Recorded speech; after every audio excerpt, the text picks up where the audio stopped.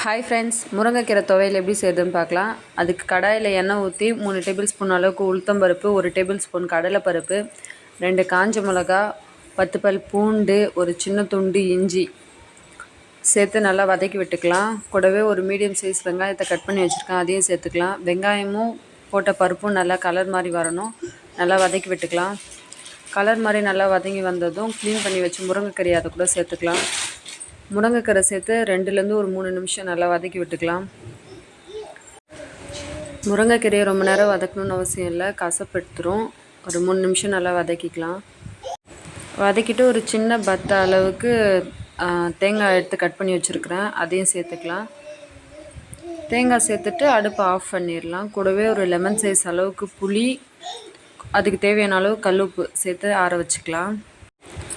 முருங்கைக்கீரையை பருப்பு போட்டு கடைஞ்சாலும் நல்லா தான் இருக்கும். இந்த மாதிரி துவையல் மாதிரி செஞ்சு பாருங்கள், இதுவும் நல்லாவே இருக்கும்.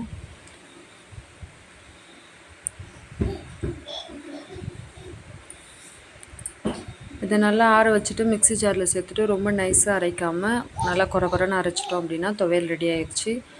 அவ்வளோதான். இந்த வீடியோ உங்களுக்கு பிடிச்சிருந்துச்சுன்னா லைக் பண்ணுங்கள், ஷேர் பண்ணுங்கள், கமெண்ட் பண்ணுங்கள். என்னோட சேனலை சப்ஸ்கிரைப் பண்ணுங்கள் ஃப்ரெண்ட்ஸ். தேங்க்யூ.